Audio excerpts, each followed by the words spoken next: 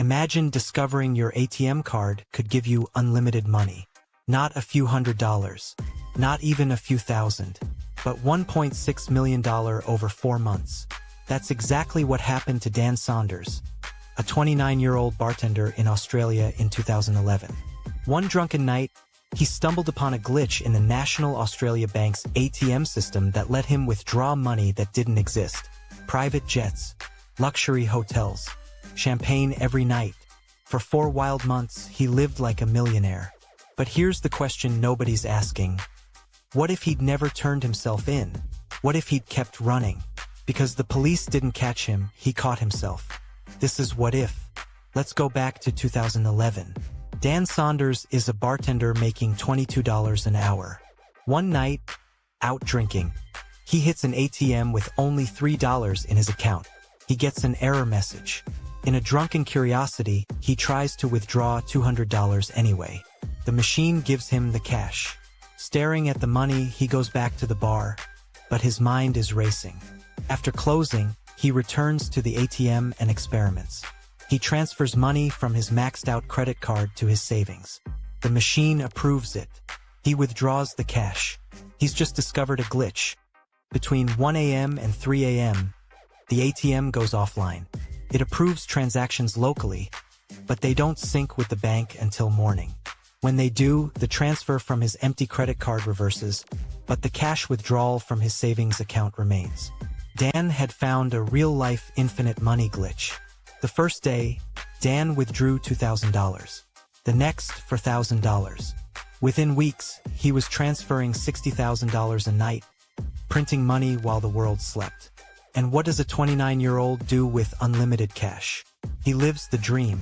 Dan chartered private jets, stayed in $2,000 a night hotels, and once spent $70,000 on a single meal. He paid off friends' tuition and flew them on exotic trips. His girlfriend grew suspicious. His constant ATM visits and absurd spending didn't add up. When she confronted him, he lied about successful stock trades. She didn't believe him and they broke up.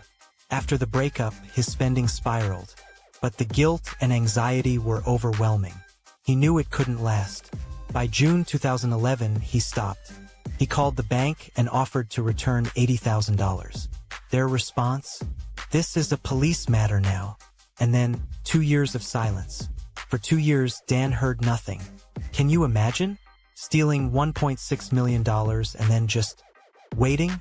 Would you have run? Stayed? Turned yourself in? Drop your answer in the comments. And if you're hooked on this insane true story, hit subscribe because we cover legendary scams and real-life glitches every single week. 2 years of waiting for a knock on the door that never came. Dan couldn't live with the secret. So in 2013, he went public. He told his story to newspapers and then on national television, explaining in detail how he'd stolen $1.6 million. The moment the episode aired, police finally took action. In 2014, he was charged with over 100 counts of fraud. The trial was bizarre. The bank refused to explain how the glitch worked, and even the judge seemed confused by the mechanics. Dan pled guilty to larceny by finding, and was sentenced to 12 months in prison and ordered to pay $250,000 in compensation. He served his time and went back to bartending, struggling to adjust from a life of infinite wealth to counting every dollar. He told Vice, "Relearning self-control has been really, really tough. So here's the ultimate what if. What if Dan had never turned himself in? The police didn't catch him. The bank never flagged the missing millions.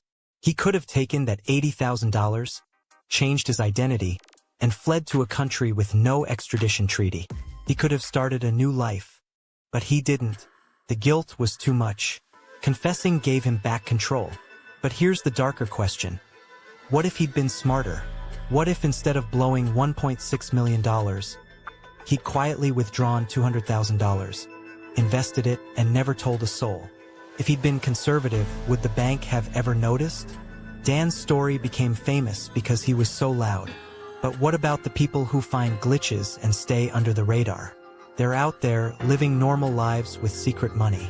Today, Dan Saunders is a legend. His story is an 8-part podcast called The Glitch. A movie, ATM Boy, is in production. He sold the rights and wrote a book. In a twisted way, the crime became profitable, legally this time. The National Australia Bank never explained the glitch, just that it was fixed.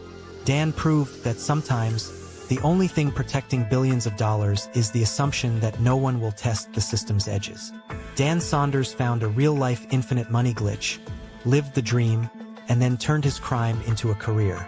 But the question remains, what if he'd never stopped? Would you have turned yourself in? Or would you have disappeared? Let me know your honest answer in the comments. If this story fascinated you, smash that subscribe button. Next week, the hacker who stole $450 million in Bitcoin and almost got away with it. You won't believe how he was finally caught. Until next time, keep asking what if.